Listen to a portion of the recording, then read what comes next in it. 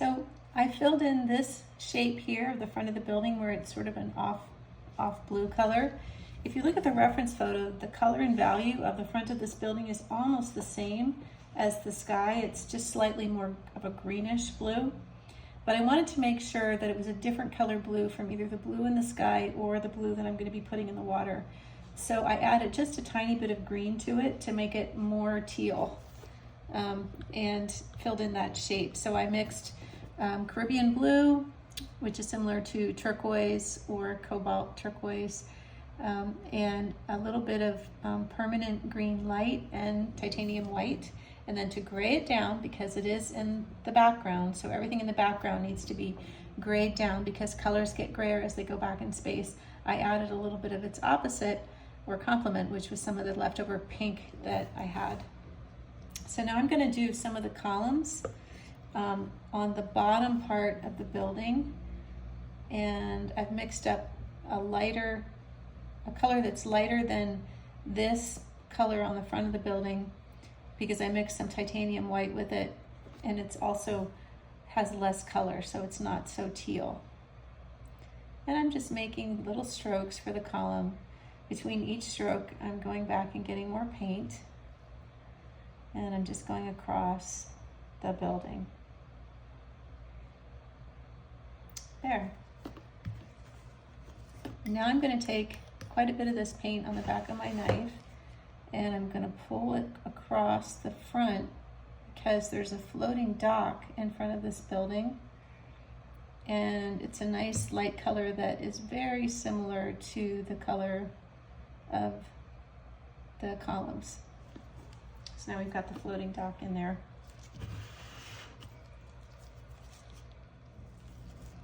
So I'm going to show you how to paint the flag. I've mixed up some cadmium red light and titanium white, and I'm going to put that down first.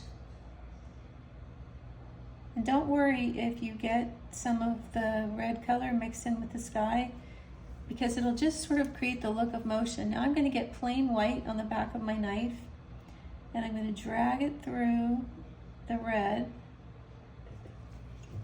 I got a little too much white. I'm going to come back in the middle with a little more red. Sometimes I have to go over this a couple times. And there we have our flag. And I'm going to put some blue where the stars would be, right there.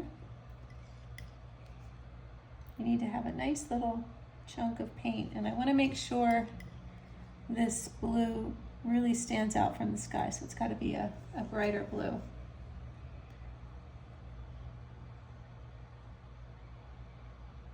So there's our flag. And I'm going to put a little dot there at the top of the flagpole. Now I'm going to make some dark windows using the same 3-color mixture of ultramarine blue, quinacridone rose, and transparent oxide red.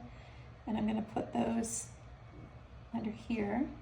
So I'm just going to make very simple shapes. So I'm just scraping down with my knife, and in between each scrape down, I go back and I pick up a little more paint, and I wipe off my knife a little bit on the palette as well.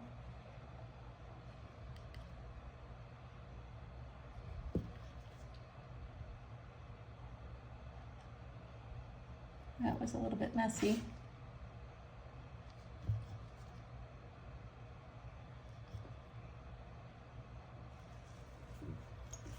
I'm also going to put some of this color underneath the edge or the rim of this triangular shape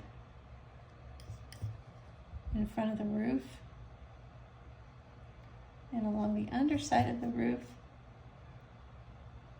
That sort of connects all the darks nicely together. And that half circle in the middle, I'm just using plain white, and I'm making a mark just like that. So I kind of pushed my knife down, lifted it, and brought it over to the other side. Now I'm going to get a little more white paint on my knife, and I'm going to go along that edge again, but I'm going to go on top of it to show the front of that side of the roof, so above the shadow. I'm going to go along both sides of the roof as well.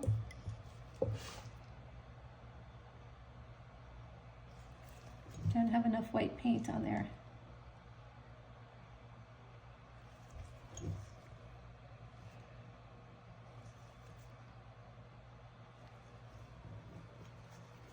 There. I'm going to take a little more of that white paint and I'm going to make some rhythmic strokes, just little dots. These are indications of little buoys or little places to tie your boat. Just trying to create some texture here. And I want to also go down the sides of my columns with my knife because for being in the distance, they're a little bit too distinct looking. So I just want to kind of knock them down a little bit. That's the beauty of oil paint. While it's still wet, you can do things like that. I'm going to take some of this gray and put it over on the side of my buildings here. Just kind of work it into some of these shapes. See how nice that is? They're just simple strokes of paint. They kind of look like something, but they don't have to be. But you definitely get the impression that there are buildings over there. You don't know exactly what they are, but you know there's some kind of buildings. And more importantly, the paint itself is interesting to look at. Now the underside of the pavilion is like a bluish white, this part here, and you can see through it to the sky. So I'm going to start with this color, which is just going to be the color that I want the posts to be. And then I'm going to take plain white and I'm going to indicate that there's a front part that's in the sun where you can kind of see a railing, and I'm going to give the bottom of this part a white lip and a little pop on the side of white as well, right there and right there. There, now we have the top of our pavilion done. I'm going to add a couple more white details. I'm going to put a stroke across here and a stroke across the bottom of this light blue section.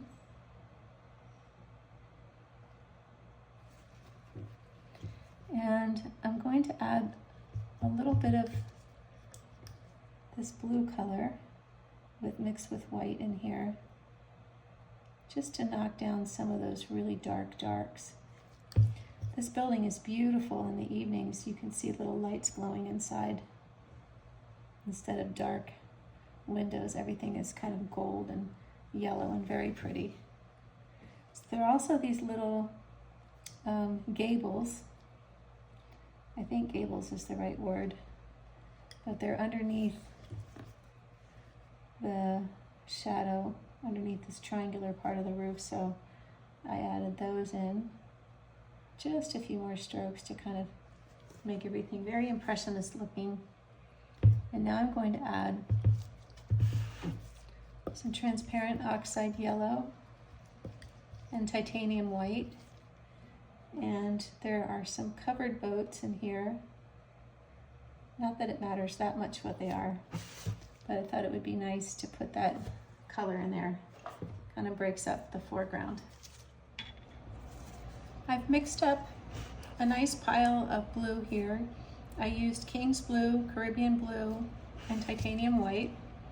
If you wanted to mix this color, you could use Ultramarine Blue or Cobalt Blue, Titanium White, of course, and in place of Caribbean Blue, you could use a permanent green color or any other kind of a teal blue, like a greenish blue would work. So Cobalt Turquoise is another one. Phthalo Green Blue or Phthalo Green or Phthalo Blue would work. Quite a few choices, but just a nice greenish blue. And I'm painting over these little seagulls, but I'll be able to put them back in later. One of the reasons I paint from back to front is edge work. So if I paint over the edge of this roof of this boat, it doesn't matter because I painted the background first. And when I paint the roof of the boat over the ocean, the edges will read more clearly as the boat visually is in front of the ocean. That's how we're seeing it. So the edge work is really important in helping create the look of 3 dimensions in your painting.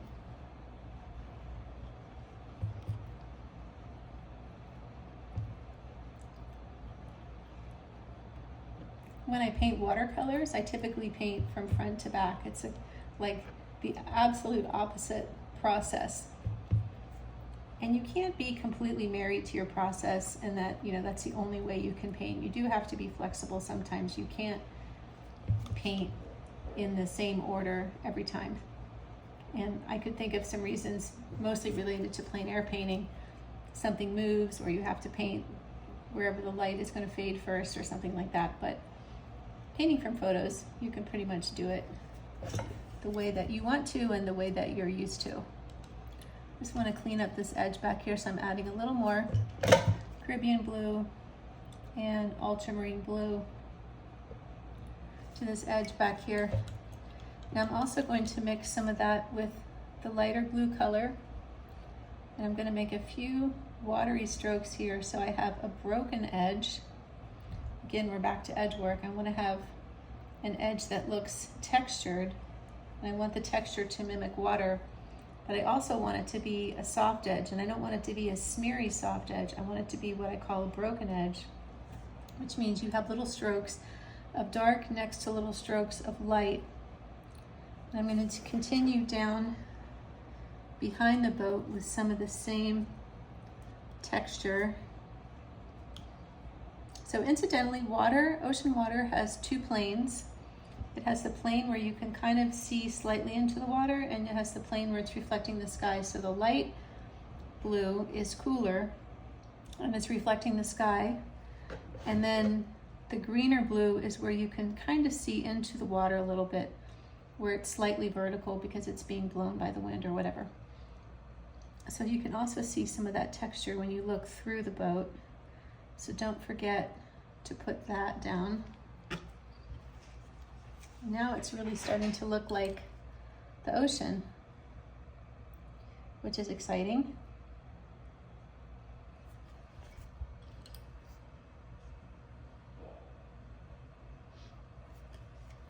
And now I'm going to continue with the ocean down into the foreground since I've got this color mixed up. I'm just going to go ahead and put that down. And I'll wait to texture it later. And there's a little bit of that pretty sky that you can see through this section.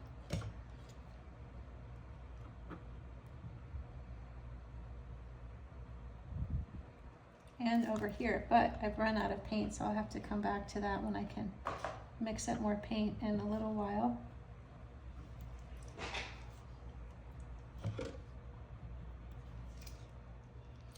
Now I've mixed up the Caribbean blue, ultramarine blue, titanium white, and a small amount of cadmium yellow medium. And I'm mixing up that color to make this green reflection under the boat, greenish blue. And I did fill the rest of this shape in with the same color that I had mixed for this side. I just had to stop and mix up the same amount of paint. And I'm going to put some of that green down here because there's a beautiful green color reflecting into the water from this dock post.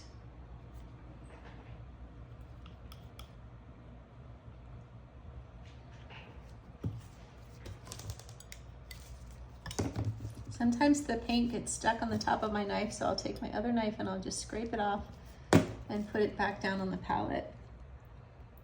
I could easily wipe it off on my paper towel, but that would be wasteful, and I don't want to waste paint. So I'm going to take a little more of this light blue color, and now I'm going to come down the side of my boat, and I'm going to wiggle my knife with the lighter color right into the greener color.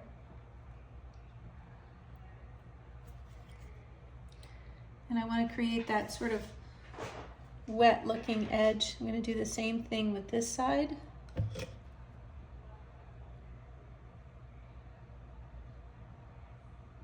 And put some of that color, that pretty green color, underneath the dock as well. And down towards the bottom, it's even more of a yellow green. So I'm adding some raw sienna to the bottom.